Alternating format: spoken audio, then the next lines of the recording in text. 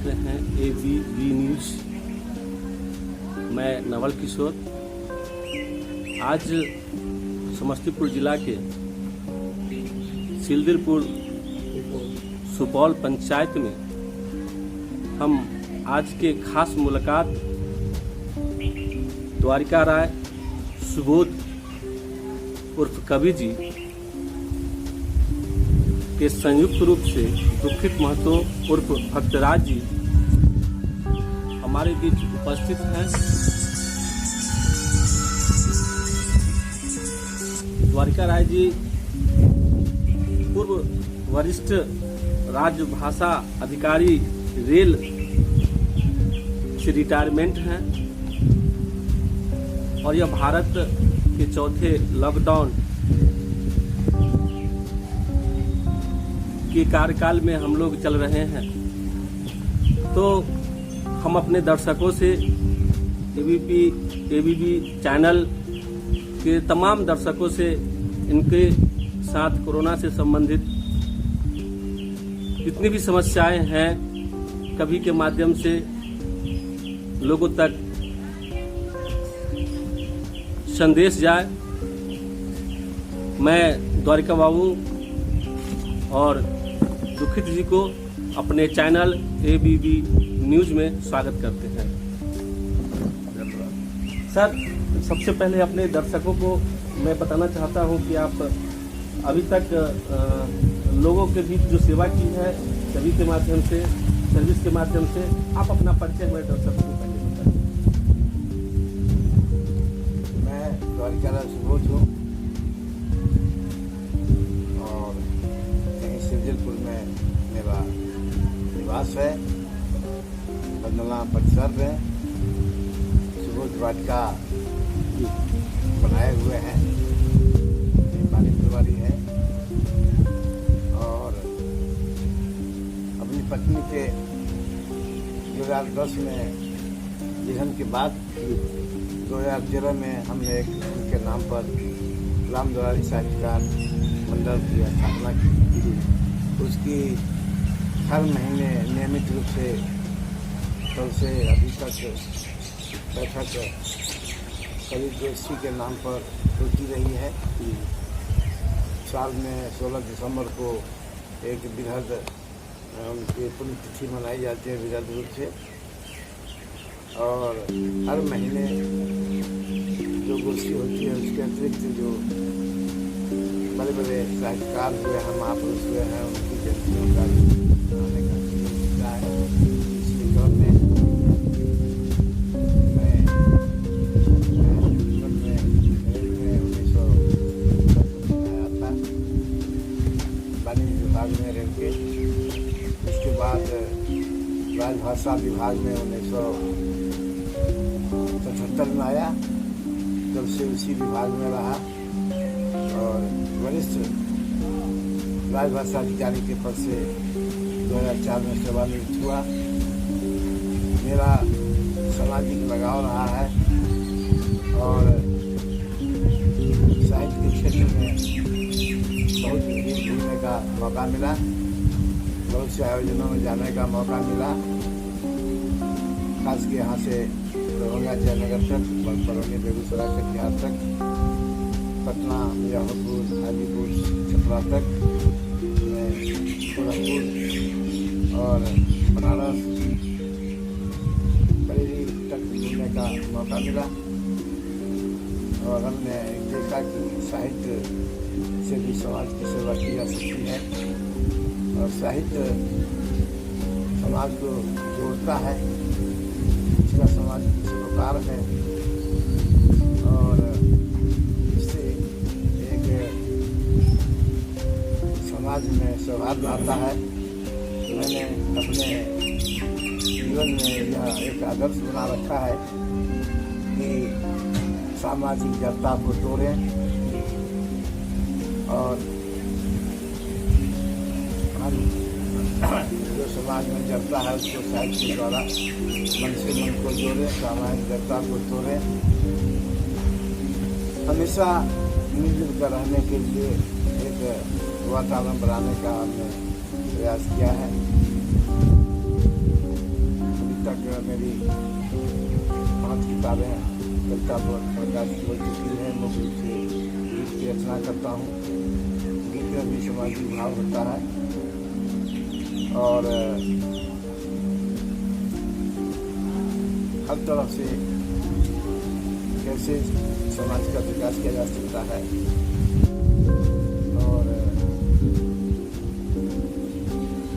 झूठे आश्वासनों पर जो लोगों को दिलाए रखने का जो एक घोषणा तंत्र होता है, इसको भी मैंने लिखा है कि आश्वासन पर है आश्वासन, ऐसे ही चलता है शासन।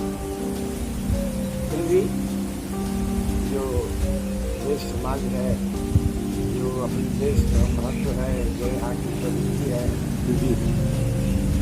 और इस बार मुझे अभी सीखने का मौका मिला।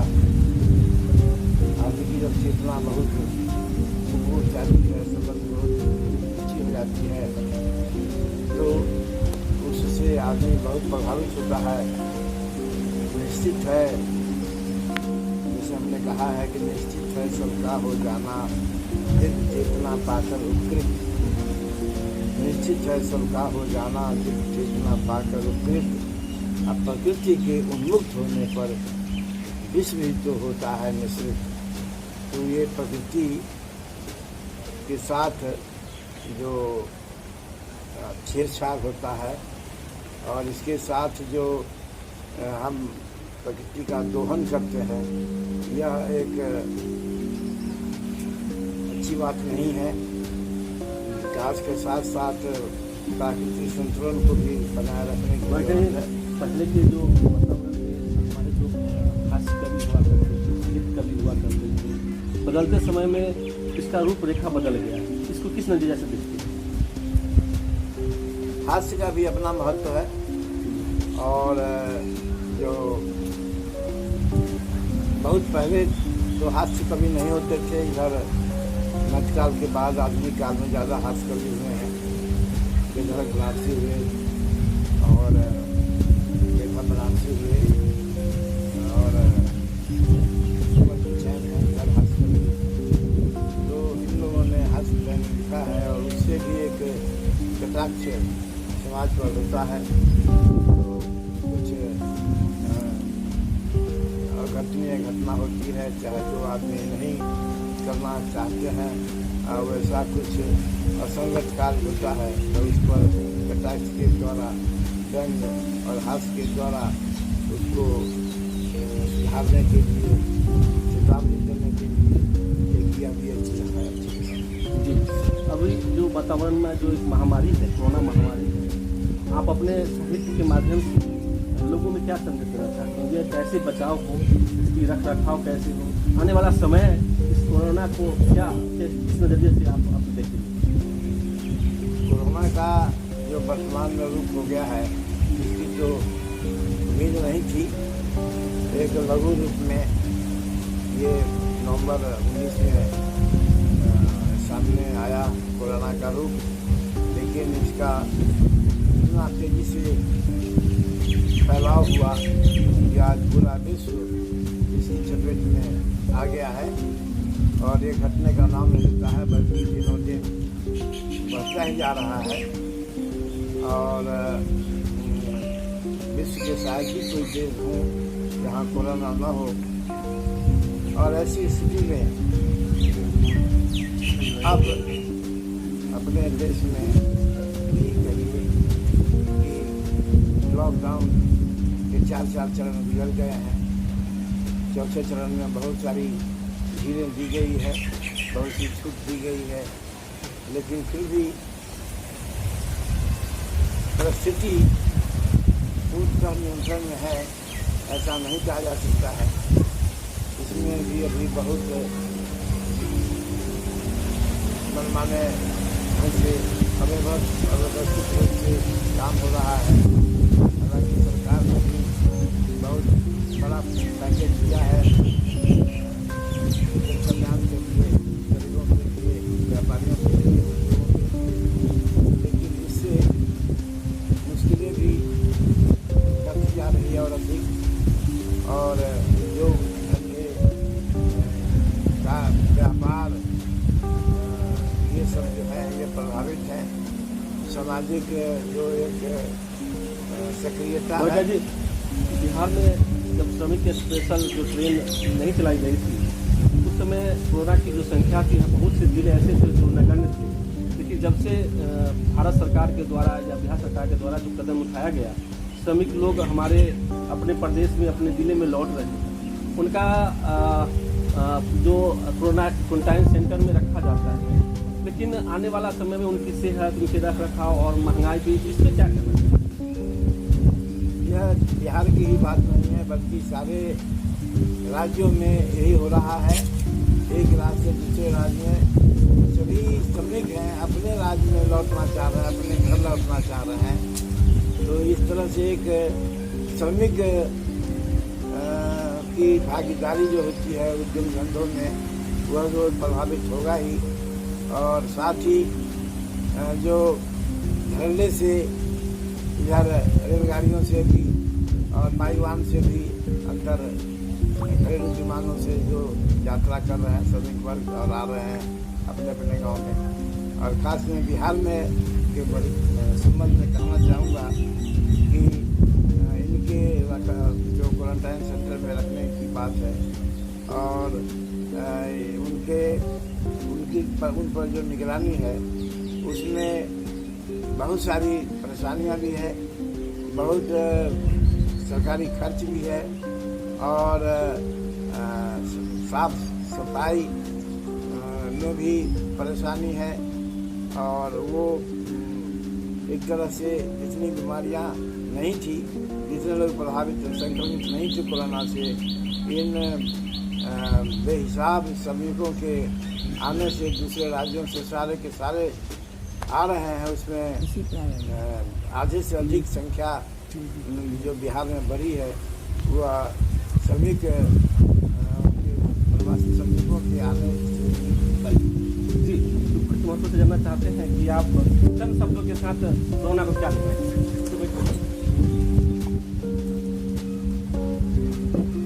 मैं जो खिदमत बख्तराज 1968 में मैं शिक्षक के पद पर बहाल हुआ और 2006 में दिसंबर को मैं सेवानिवृत्त हुआ।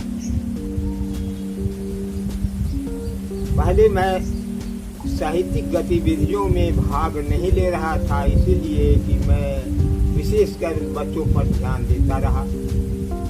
रिटायरमेंट के बाद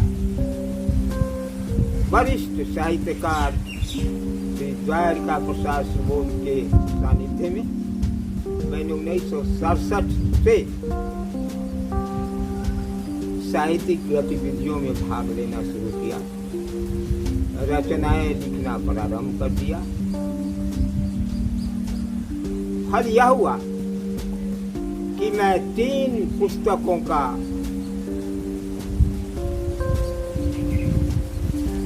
निकाल चुका, जिसमें काव्यांजलि है, 500 दोहे का यह दोहावली, ये शेषवटा गोपाल नाम है, और उसका बदिका ने ऐबा तू कहिया, ये 3 किताबें निकल चुकी है। फिलहाल कुछ आर्थिक विपन्नता के कारण अभी रुक गए हैं, अब इसमें पुनः किताबें निकलेंगी। आज जो परिस्थिति है वह परिस्थिति दयनीय है।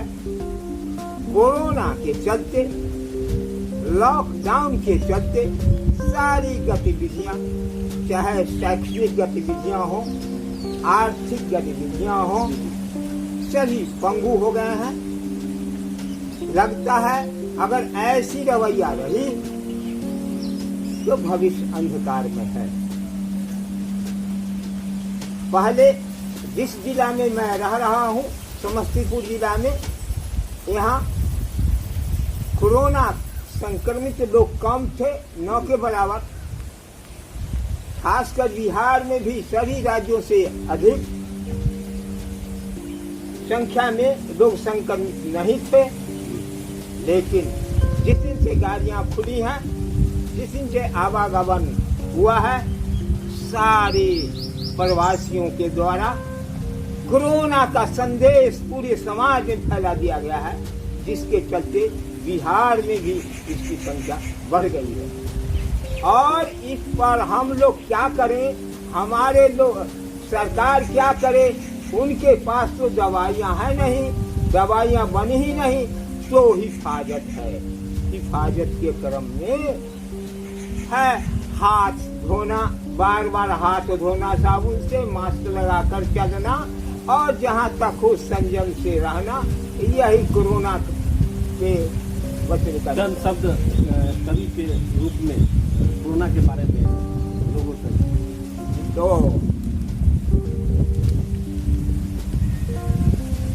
एक अभी नवगीत लिखा कोरोना के बारे में, जरा सुन लिया जाए। हिफाजत, ये 25/5 को मैंने लिखा था। कहीं शीतल छाँव है, कहीं खिली धूप, कोरोना ने बदला दुनिया का रूप। ऐसी बीमारी है दवा का भाव, तरफ कर है मर रहे हिफाजत उपाय, दौड़ रहे इधर उधर सभी जगह को, कोरोना ने बदला दुनिया का रूप। करते हैं त्राही त्राही होते बेमोल, पूछे ना कोई हमें खत्म मेल जोल। कैसे बचे लोग सभी, कैसे बचे लोग सब, भर भर है सूप, कोरोना ने बदला दुनिया का रूप। सटे नहीं हटे रहे, कहीं नहीं जाए, नियम का पालन करे, हट जाए बलाय।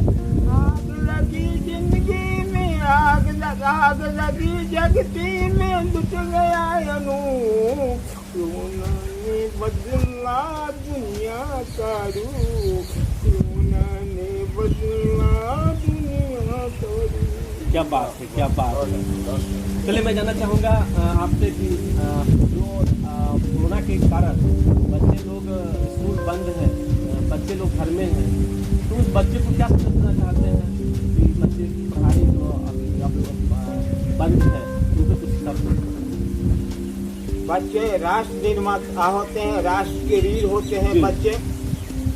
इस कोरोना के महामारी के चलते, लॉकडाउन की पाबंदी के चलते सारे बच्चे कुंठित हो रहे हैं। शिक्षा ही नहीं पनपेगी, शिक्षा ही बच्चों के दिमाग में नहीं आएगी, बैठेगी, नहीं पढ़ेंगे तो भविष्य अंधकार में होना निश्चित है।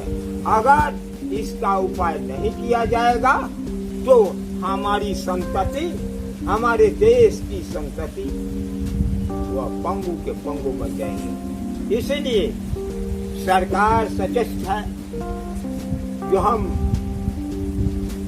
स्कूल खोलकर पढ़ावे, लेकिन ये छुआछूत की बीमारी के चलते स्कूल नहीं खुल रहे हैं। तो हमारा फर्ज होता है, हम गार्जियनों का फर्ज होता है, कम से कम बच्चों को डिस्टेंसिंग नियम के अनुसार बच्चों को बैठा कर उसको कुछ न कुछ शिक्षा दें, उसको कुछ न कुछ बतावे, ताकि वे तारतम्य टूटे नहीं पढ़ाई लिखाई का। यही है उपाय, वरना और कोई उपाय नहीं। तो आप जानना चाहेंगे कि भारत सरकार ने जो 20,000 करोड़ का पैकेज दिया है, उसमें सभी लोगों की क्या मतलब क्या योगदान वहाँ पे उन लोगों को सुविधा मिलेगा? ऐसा तो कुछ नहीं है, ये तो जो फ्री में सरकारी लाभ ले रहे हैं, बीपीएल के अंदर हैं लोग, या जिनको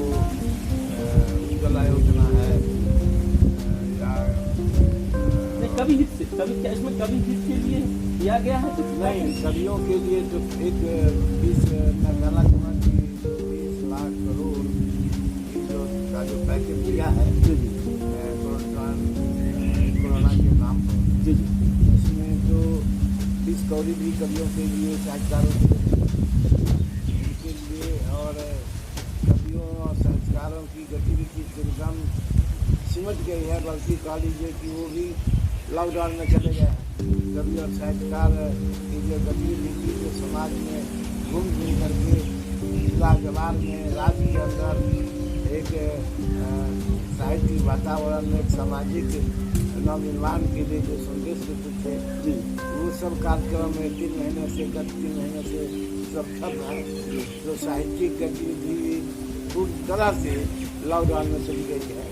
जी कवियों के चाहे वो कवि हास्य कवि हो, साहित्य कवि हो, या समाज का जो दर्पण है कवि को माना गया है, क्योंकि कवि ही एक समाज के ऐसा रसपान करता है, जागृति पैदा करता है जिसमें समाज भावना होता है, शक्ति भावना होता है, भक्ति भावना होता है। आप संदेश सरकार को क्या कहना चाहते हैं आपके हित के लिए, कवियों के हित के लिए? हम तो ये कहना चाहेंगे कि जो साहित्य सेवा में लगे हुए हैं लोग, साहित्य सृजन में लगे हुए हैं, इनकी भी सहायता कुछ की जानी चाहिए। और ऐसा नहीं है कि उनमें अर्थाभाव न हो, साहित्यकारों में भी अर्थाभाव है, और वे भी बहुत साधनापूर्वक सृजन करते हैं और अपनी किताबों को तैयार करते हैं।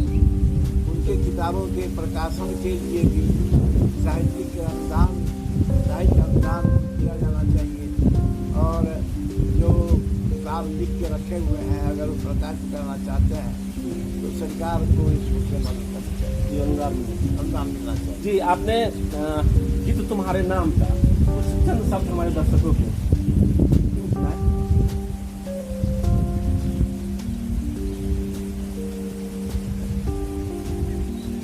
वो बहुत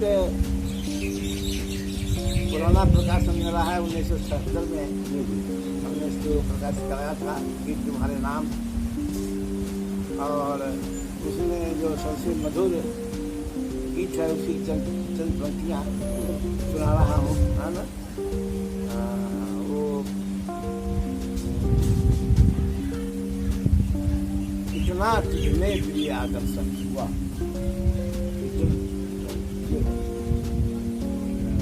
जैसा तेरा रूप रंग है कहीं न देखी वैसी दुल्हन। जैसा तेरा रूप रंग है कहीं न देखी वैसी दुल्हन। विधना ने चिर अनुरागों से तेरा नवनिर्माण किया। क्या बात है। विधना ने चिर अनुरागों से तेरा नवनिर्माण किया। कला कल्पना से सज्जित कर सतरंगी परिधान दिया। और कला कल्पना से सज्जित कर सतरंगी परिधान दिया। और अरुणाई की तरुणाई की अरुणाई है, तरुणाई की अरुणाई है, अंग अंग में कोमल पुलकन। जैसा तेरा रूप रंग है कहीं न देखी वैसी दुल्हन। एक चरण और इसके आगे की। लाखों दीपक मध्यम लगते तेरे हाथ विलासों से। क्या बात है। लाखों दीपक मध्यम लगते तेरे हाथ विलासों से। तेरा गात सुवासित लगता लाख लाख मधुमासों से। तेरा गात सुवासित लगता लाख लाख मधुमासों से। और सार दिए मुस्कानों से है लजा रहा जीवन का मधुवन। क्या बात है। सार दिए मुस्कानों से है लजा रहा जीवन का मधुवन। जैसा तेरा रूप रंग है कहीं न देखी क्या वैसी बात दुल्हन। है। कहीं न देखी वैसी। तो अच्छी बात है। और मैं दुखी जी से जानना चाहूँगा कि प्राकृतिक हमारे लिए बहुत जरूरी है, इसलिए प्राकृतिक से दो चंद शब्द क्या कहना चाहते हैं हमारे दर्शकों को?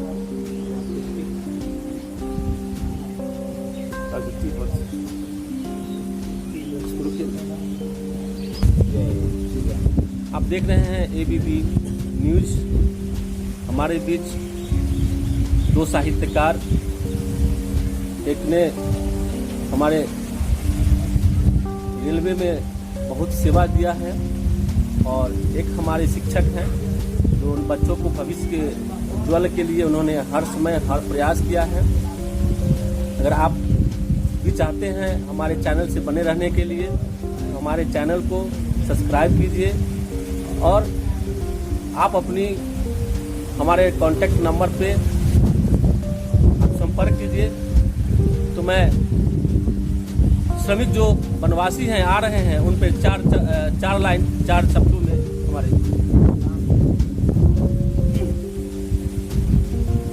वनवासी जखनी सुनली पिया बन जेतन हिया में उठ गिल तूफान पिया बिना हम कैसे रहबई सुन सुन लागे जहान वनवासी भेष धोके सैया हमरा बहुत समझा दे माई बाबू के सेवा करी कह के मन उलझावे ऐसन बात सुन के हमारा ऐसन बात सुन के हमारा निकल रहल है ज्ञान पिया बिना हम कैसे रहबै सुन सुन लागे जान पानी बिना न मछली दिए यहाँ नर के बिना नारी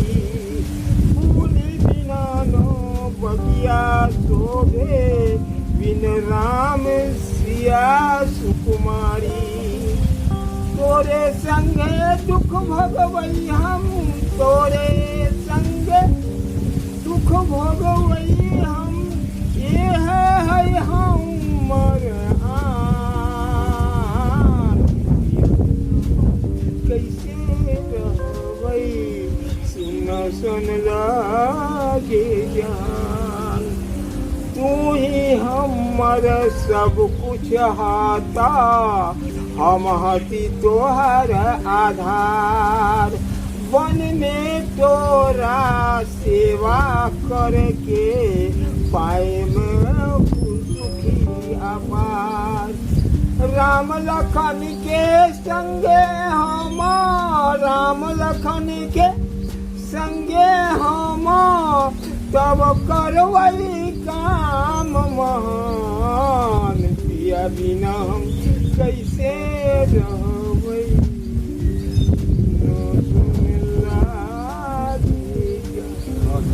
बहुत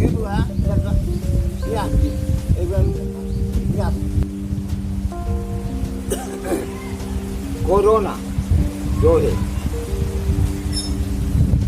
कोरोना की मार से सब हैं हुए तबाह घुट घुट कर हैं मर रहे निस दिन भरते आ यह बीमारी छूट की बचे रहे इंसान लॉकडाउन का पालन करते सभी सुजान क्या बात जो ऐसा करते नहीं वे पीछे पछताए उनकी दशा बिगड़ रही परे परे अकुलाए निकली नहीं दवाई अभी संयम मात्र उपाय रखे सफाई देखी भागे सभी बलाय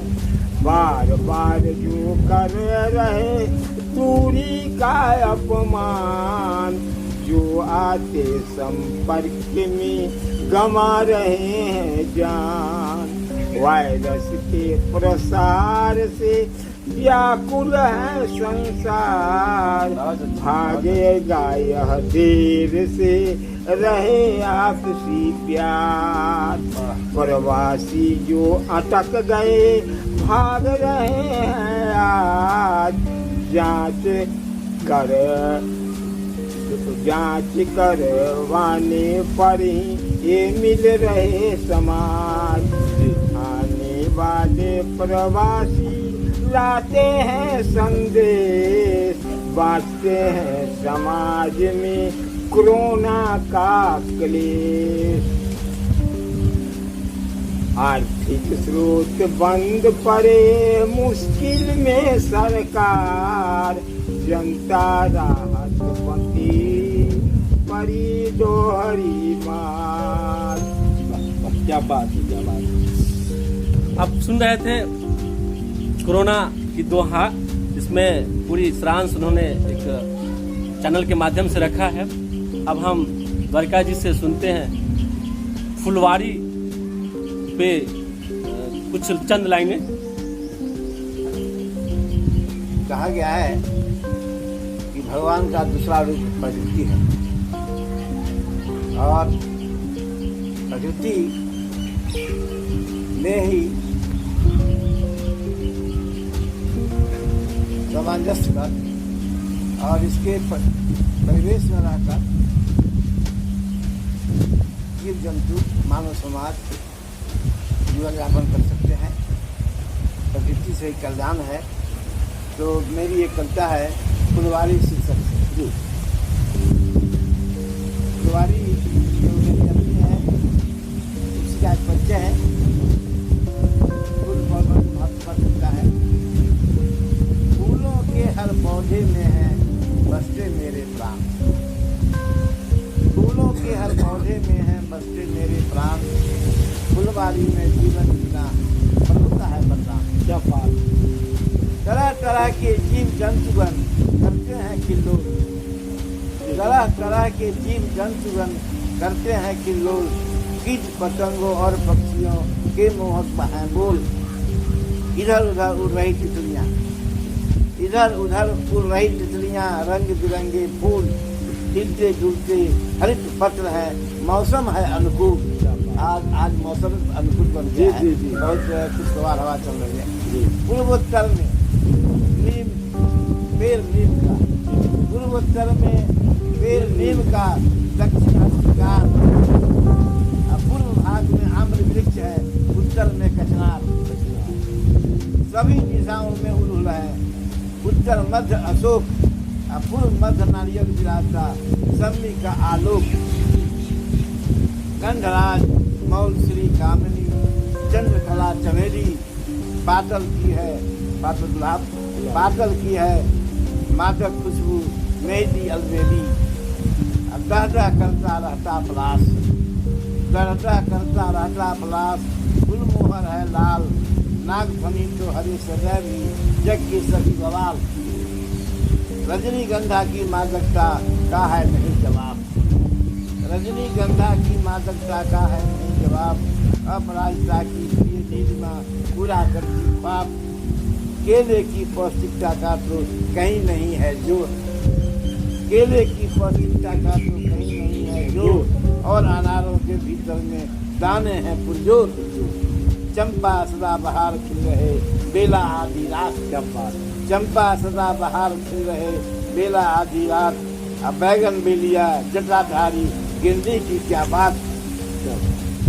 छतनार की छाँव, छतनार की छाँव शीतल है मीठे हैं अमरूद। छतनार की छाँव, छतनार की छाँव शीतल है मीठे हैं अमरूद। काले हैं दिल वाले जामुन, नींबू आंखें मूंद। क्या बात है। और अंतिम है गागर में सागर लहराता। गागर फल है। गागर में सागर लहराता, तारों में रफ्तार। भी हम लोग हुआ करते हैं। तारों में रफ्तार, पीपल पाकर बड़ दुखी है हरते जीवन आप। क्या बात। पीपल पाकर बड़ दुखी है हरते जीवन आप। हरते क्या बात। अब चलते हैं जी से। आप हमारे दर्शक एबीपी न्यूज़ को क्या कहना चाहते हैं? प्यारे दर्शकों, सौभाग्य की बात है हम दो साहित्यकार श्री द्वारिका राय सुबोध और मैं कुकी भक्तराज आपके सम्मुख अपनी रचनाओं से समाज की वस्तु स्थिति और देश की वस्तु स्थिति से आप लोगों को मैंने जानकारी दी। आपको यह सुनकर खुशी भी होगी और खुशी हुई होगी। इसके लिए तमाम दर्शकों मैं हृदय से धन्यवाद ज्ञापित करता हूँ। और ABP न्यूज जो हमारे बिहार के चैनल हैं, उनको भी मैं हार्दिक अभिनंदन वंदन करता हूँ, जिन्होंने हमारे राज्य का गौरव बढ़ाने का काम किया है और भिन्न भिन्न साहित्यकारों से मिलकर दूर दूर तक बिहार का संदेश पहुंचाने का काम किया है। इनको मैं भी सह हृदय से वंदन नमन करता हूँ। जय हिंद, जय बिहार। द्वारिका जी, आप भी कुछ हमारे दर्शकों से। आज ABP न्यूज बिहार द्वारा जो हम साहित्यकारों से प्रकार का कार्यक्रम बनाया गया, यह बहुत ही सराहनीय कदम है। बहुत सारे क्षेत्र हैं, हर तरह की मानसिकता है और लोग अपने अपने विचार अपने ढंग से व्यक्त करते हैं। कहा तो गया है, हमारे महान साहित्यकार प्रेमचंद जी ने गोदान में कहा था कि जहाँ साहित्यकारों के लिए सब कुछ होता है, वहाँ आम जनों के लिए कुछ नहीं होता है, और जहाँ आम जनों के लिए सब कुछ होता है, वहाँ साहित्यकारों के लिए कुछ नहीं होता है। कहने का अर्थ कि साहित्यकारों की एक निराली दुनिया होती है। वो आदर्श संसार में जीते हैं, काल्पनिक दुनिया में विचरण करते हैं, लेकिन सच्चे साहित्यकार वही होते हैं जो स्काईलार्क की तरह से दूर सुदूर आकाश में उड़ते हुए भी अपनी नज़र धरती पर टिकाए रखते हैं। तो इसे धरती की सेवा करना, मातृभूमि की सेवा करना, हमारे महान महर्षि वाल्मीकि जी ने भी अपने रामायण में कहा था, जननी जन्मभूमि स्वर्गादपि गरीयसी। जननी से और जन्मभूमि से बढ़कर कुछ होता नहीं है। स्वदेश से बड़ा राष्ट्र है सर्वोपरि। राष्ट्र के लिए मैंने भी अपने शब्दों में कहा है कि सैकड़ों कुर्बानियाँ हम राष्ट्र रक्षा हित करेंगे, इसी की खातिर जिएंगे, इसी की खातिर मरेंगे। तो हमें अपने समाज की ओर ध्यान देना है। खास के साहित्यकारों के लिए तो मैं कहना चाहूँगा कि वे समाज की बात सोचें, साहित्य की बात सोचें, मानवता की बात सोचें।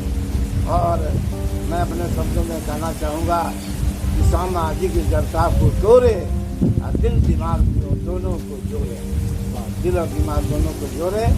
और यही साहित्यकार के रूप में मैं समाज को अपनी बात कहना चाहूँगा। आप देख रहे हैं ABP न्यूज।